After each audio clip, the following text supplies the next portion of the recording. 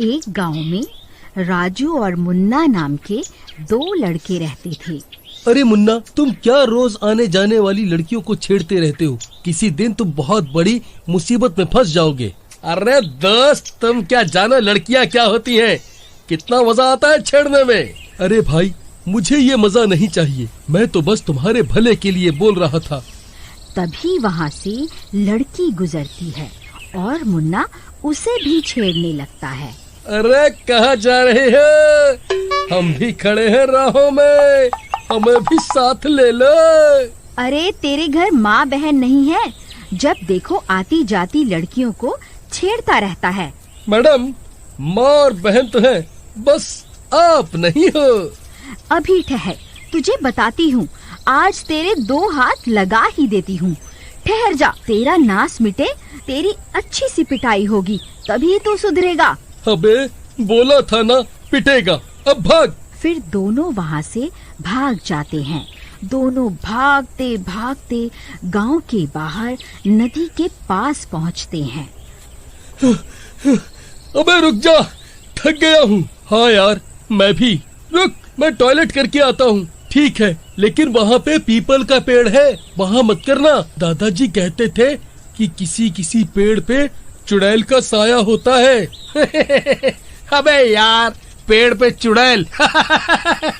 अबे तेरे दादाजी भी बहुत अंधविश्वासी हैं। ऐसा कुछ नहीं होता। वैसे भी चुड़ैल मेरा क्या बिगाड़ देगी? और सुंदर हुई तो अपनी तो लॉटरी निकल जाएगी। यार, तुझसे तो बात करना बेकार है। अच्छा, नाराज मत हो, नहीं करूँगा वहाँ टॉयलेट। ऐसा कह के मुन्ना चला जाता है।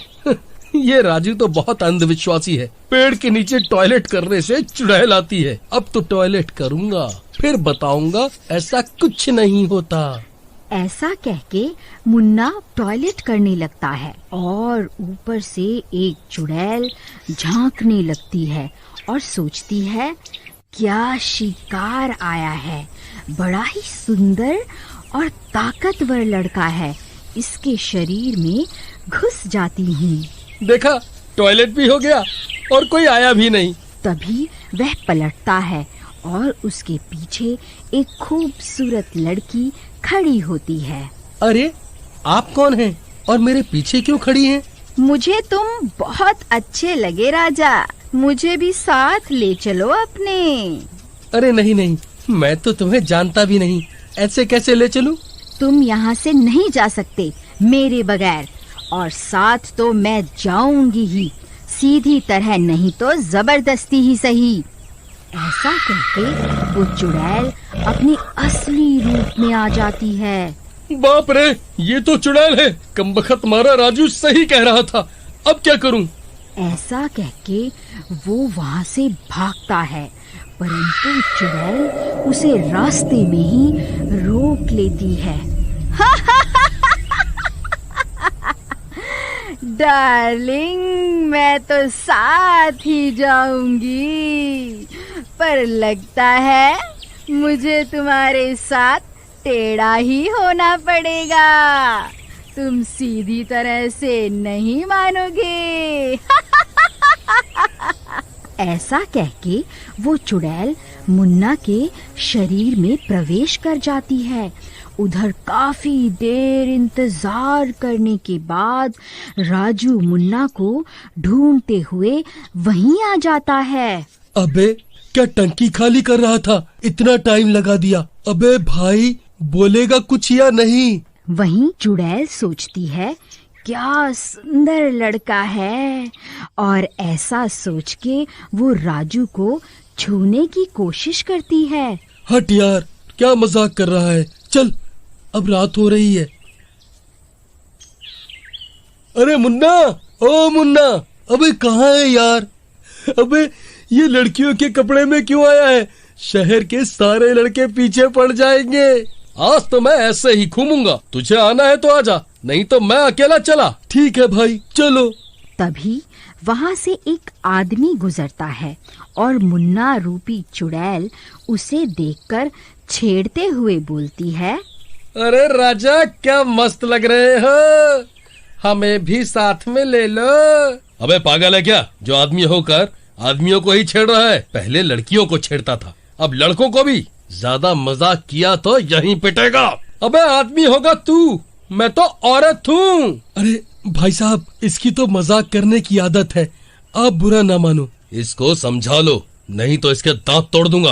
अरे नहीं भाई साहब, मैं इसको समझा दूंगा। अरे मुन्ना, ये क्या है? अब तू औरतों के साथ मर्दों को भी छेड़ने लगा। कहाँ छेड़ा डार्लिंग, मजाक करना भी पाप है क्या? तूने तो सारा मूड खराब कर दिया। चल अब घर चलें। ऐसा कह के राजू और मुन्ना घर के तरफ चले जाते हैं। तभी वहाँ से राजू के बड़े भाई गुजरते हैं। अरे नमस्ते भैया। नमस्ते राजू। अरे क्या माल है राजू, बात तो करा दे, अकेले में मिलवा दे यार। अबे मुन्ना पागल है क्या? लगता है मार खाएगा। डार्लिंग, आपके हाथ से तो हम जहर भी खा लें, मार क्या चीज है। अरे भाई आप जाओ, ये पागल हो गया है, इसको घर छोड़ के आता हूँ। अरे आजा न राजा, साथ में चलें। अबे चल यार, भाई है वो मेरा, क्या मजाक कर रहा है। दोनों मुन्ना के घर की तरफ जाने लगते हैं। तभी राजू की निगाह मुन्ना के पैरों की तरफ पड़ती है। वो दिखता है इसके पाँव तो टेढ़े हैं, जैसे उसके दादाजी ने बताया था। मुन्ना, तू यहाँ से घर चला जा, मैं कल सुबह फिर आऊंगा। ऐसा कह के राजू वहाँ से चला जाता है और जाके सारी बात अपने दादाजी को बताता है। राजू, मुझे लगता है मुन्ना पर कोई चुड़ैल का साया है। तुम रात में उसके कमरे की खिड़की से झांक के देखना। ठीक है दादाजी। राजू रात में मुन्ना के घर जाता है। मुन्ना के कमरे की खिड़की से झांकता है। वहाँ पे चुड़ैल मुन्ना को डरा रही होती है। मुझे तेरा शरीर बहुत अच्छा लगा, मैं तुझे कभी नहीं छोड़ूंगी। और तू तो औरतों को भी बहुत छेड़ता था, इसलिए कभी नहीं छोड़ूंगी। मुझे छोड़ दो, मैं आपसे रहम की भीख मांगता हूँ। तू तो मेरा गुलाम है, अब तो मैं तुझे कभी भी नहीं छोड़ूंगी। दादाजी ठीक कह रहे थे, चलो दादाजी से ही बात करता हूँ, वही कोई उपाय बताएंगे, नहीं तो मुन्ना मर जाएगा। राजू ऐसा सोच रहा होता है, तभी चुड़ैल राजू को देख लेती है। मुन्ना के अंदर चुड़ैल आ जाती है और वो राजू की तरफ भागती है। अरे यार, ये तो मेरे पीछे पड़ गई, भागो, नहीं तो वो मुझे मार डालेगी। राजू तेजी से अपने घर की तरफ भागता है। चुड़ैल उसके पीछे पीछे वहां आ जाती है। दादाजी, मुन्ना के अंदर चुड़ैल है, ये मुझे मारने के लिए पीछे पीछे आ रही है। घबराओ मत राजू, अभी हम जिंदा हैं। अरे दादाजी, फिल्मी डायलॉग मत मारो, वो मेरे पीछे पीछे आ रही है। राजू, घर के अंदर से गंगा जल ला। ठीक है दादाजी। तभी वहाँ पे चुड़ैल आ जाती है। हट बुढ़े सामने से, मुझे वो लड़का चाहिए। तभी राजू गंगा जल ले आता है। ये लो दादाजी, गंगा जल। अबे मुझे क्या दे रहा है, मुझे पीना है क्या? चुड़ैल के ऊपर डाल। सॉरी दादाजी, मैं डालता हूँ। ऐसा कहकर राजू चुड़ैल के ऊपर गंगा जल डाल देता है और दादाजी भी हनुमान चालीसा का पाठ करने लगते हैं। दादाजी, लगता है चुड़ैल का साया मुन्ना से हट रहा है, उसके पैर सीधे हो रहे हैं। 1 मिनट में वो पूरा सीधा हो जाएगा।